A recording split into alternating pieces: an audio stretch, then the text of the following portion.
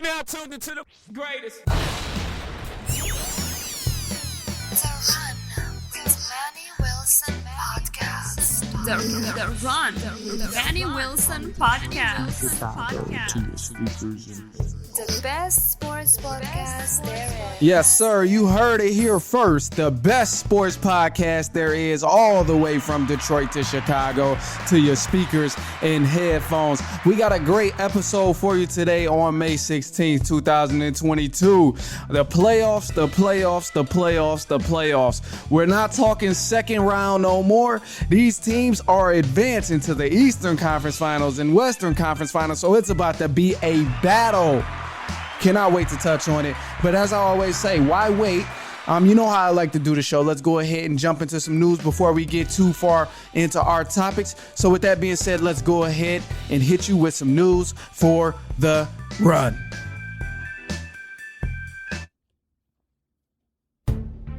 All right, so for news for the run on May 16th, 2022, President of Basketball Operations for the 76ers, Daryl Morey, says head coach Doc Rivers will return as head coach for the 2022-2023 season. Now, this may be a good thing for some people, opponents or possibly teammates that we're working their favor, but I definitely know some people who are not happy about this decision here. But congrats to Doc Rivers keeping his job. All right, yeah, congrats to him. Luka Doncic and the Dallas Mavericks, they turned the heat all the way down as they put the Phoenix Suns away for good in a big time blowout in Game 7. They won 123-90. And the Dallas Mavericks, they'll move on to the Western Conference Finals and play the Golden State Warriors. We'll touch more on this game later on, but for now, that's all you guys are getting. And the Boston Celtics put the Milwaukee Bucks down as they won Game 7, 109-81 to move on to the next round. And I just have to say, I called it. I called it, and I brought the clip this time. That way we can just go ahead and play it. I ain't even got to convince you that I was right. But just remember, there's a reason that you continue to listen, and there's a reason that you're listening, because it's not that, oh, you think he's cool. It's because I actually know what I'm talking about. But here's the clip. Games that it will go to, so to be safe, I'm saying Celtics in 7. Ultimately, this series is really just going to come down to the simple and tedious thing.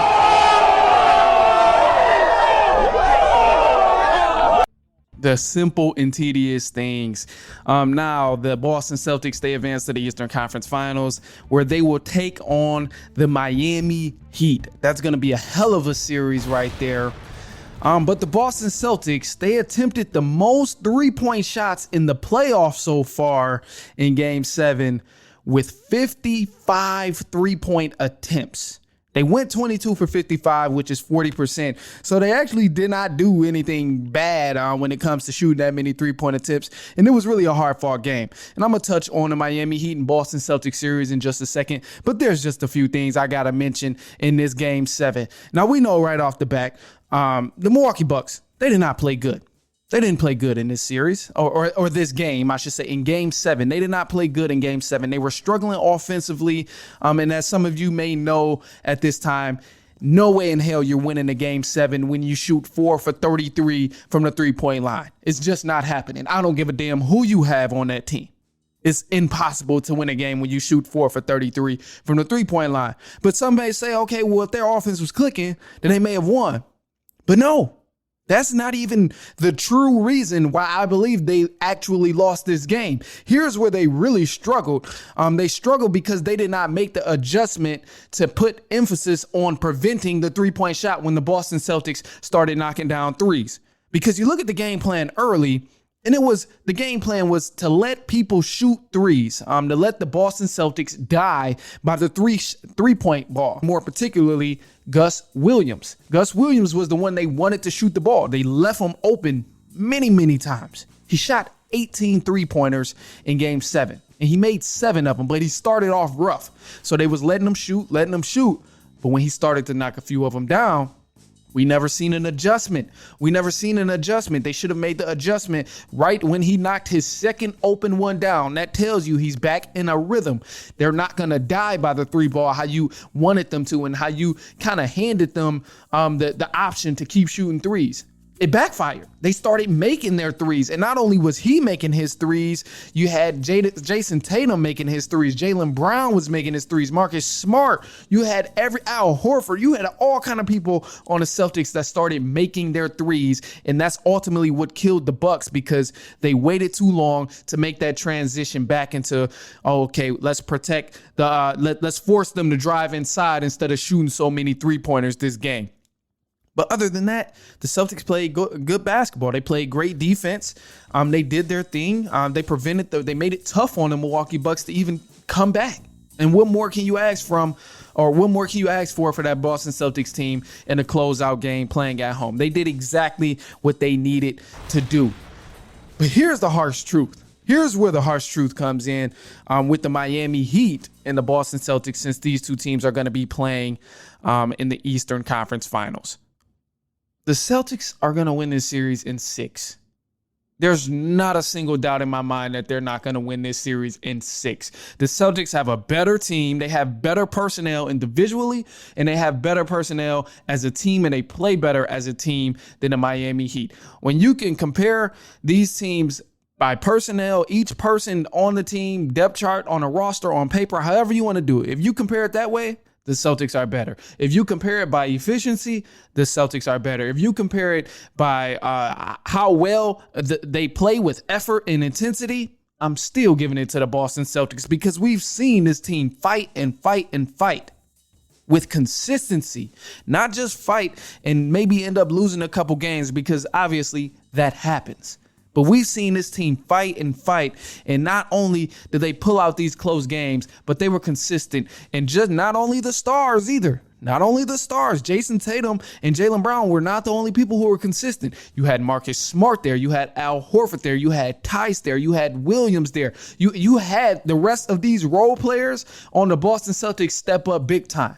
But let's look at the other side of that, because I know some of y'all are thinking, well, Miami Heat, they got good people. They got Bam Adebayo. They got Tyler Hero, 6th Man of the Year. They got these good people too. And you're right. You're absolutely right. They have good players on their team, but they're just not as good as the Boston Celtics. That's all it is. And then from what I see with this Miami Heat team, the main reason why I say it's going in 6 is because what I witnessed last series with the Miami Heat, from their perspective, one, they shot terrible on the road. Don't forget, they shot 7 for 30 in game 3 against Philly and 7 for 35 in game 4. Yes, I'm going to hold them accountable for that. Absolutely. And what tells me, what is something that's going to tell me, it's going to be even different when you're playing against a better defense with better players, better offense, more hustle, more intensity, more tenacity, all of those things. What can you really throw at me to convince me that, the role players will be different this time? They'll be more consistent this time when they're playing a better team with a better defense and better personnel. It makes no sense. Absolutely no sense. So with that being said, man, the Celtics are easily winning in 6. I would be very surprised if this series goes to 7. Just telling the truth, I would be very surprised. But stick along with us, man. We got some more great things coming up here. We're definitely touching on this on the Phoenix Suns game. That was crazy. The Dallas Mavericks and Phoenix Suns. We got some things to say, especially because we had Pat Beverly. We had all kind of people losing their minds about this. But I'm gonna just tell you exactly what the case was and what really happened. So stay tuned. We're coming right back from the break. Hang in there. We'll be right back.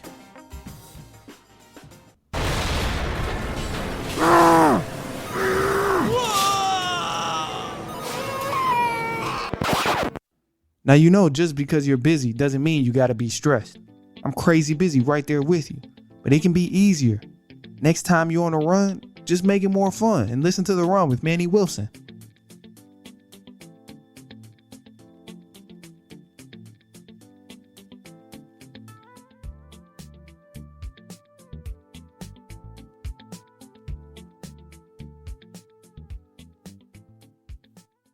Now tuned into the greatest. The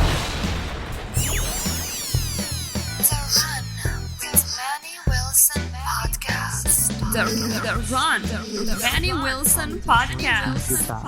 To your speakers and The best sports podcast there is. The best sports podcast there is. You heard it here first, all the way from Detroit to Chicago to your speakers and headphones. We got some more news for you before we jump into the Dallas Mavericks and Phoenix Suns, and then even more, the Dallas Mavericks and the Golden State Warriors.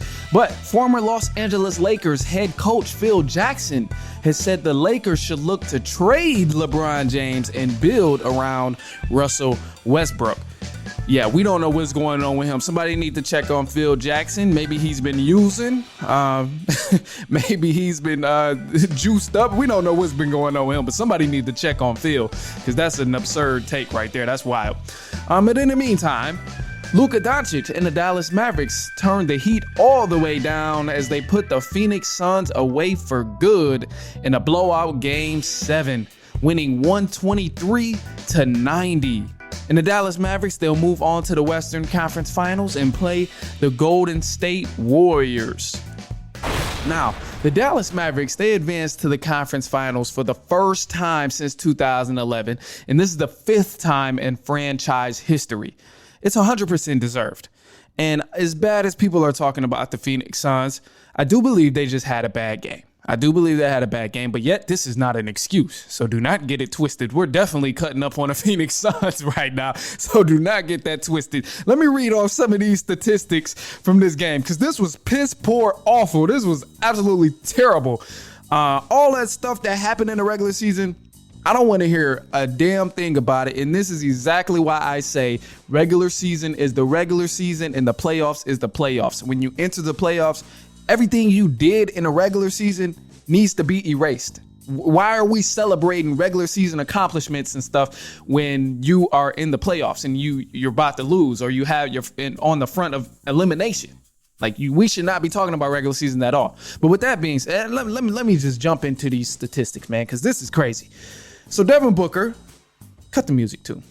Devin Booker, he didn't make a single shot of the entire game until 5 minutes left of the third quarter. So he went quarter one, quarter two, and just about more than half of quarter three until he actually scored a bucket for the Phoenix Suns. He finished the game 3 for 14 from deep, which is also pitiful. Chris Paul didn't make a single shot until the third quarter of the game. Shot piss poor terrible. DeAndre Ayton sat himself out halfway through the game just for mental reasons or internal reasons, as the head coach said, but he finished with 5 points.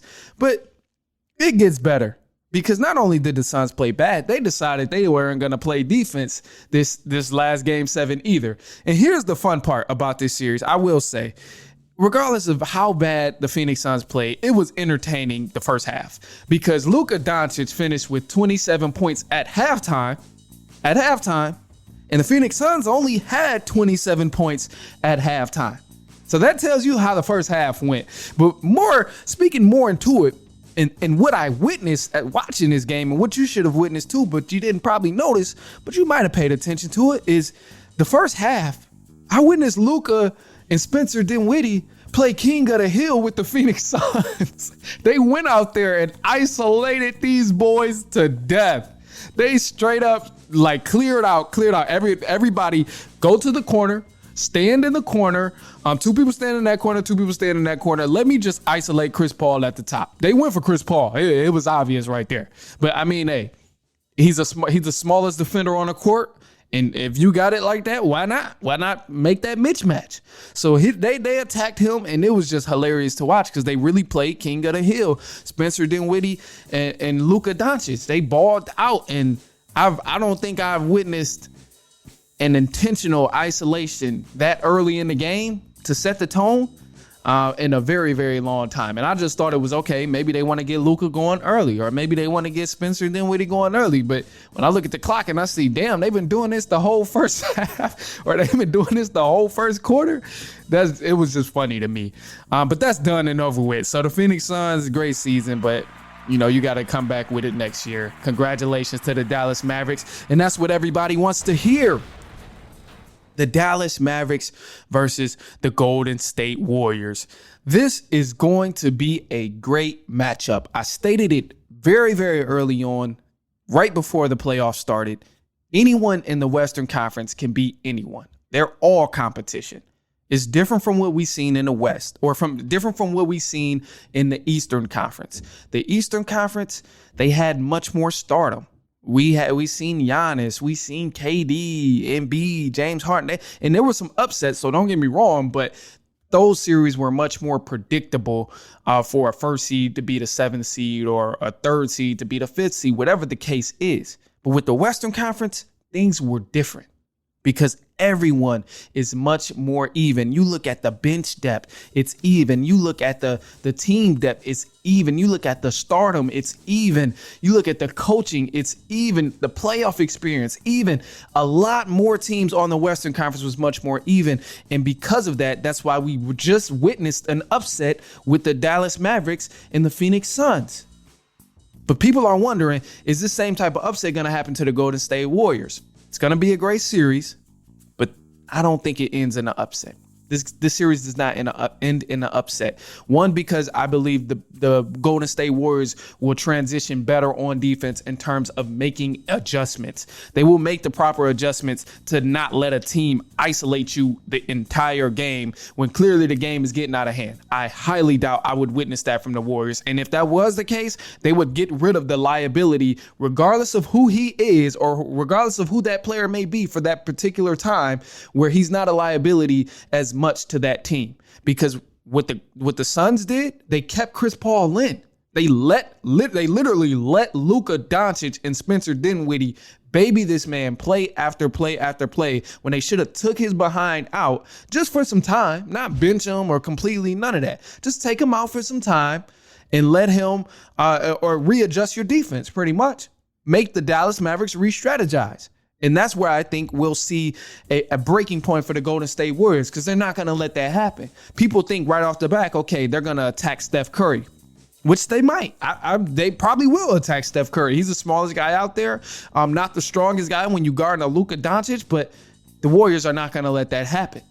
And if they do, then that's on them. That's how they will get beat. Their main problem is going to be defending the screens in the ball game. That's going to be something that's huge, because that's clearly what the Dallas Mavericks has an advantage of when playing these other teams. But ultimately, the Dallas Mavericks do have to play defense, and they are going to have to guard little Steph Curry and Klay Thompson as well. So it balances out. But it's going to be a great series, and ultimately, this series here will end in 7 games for sure.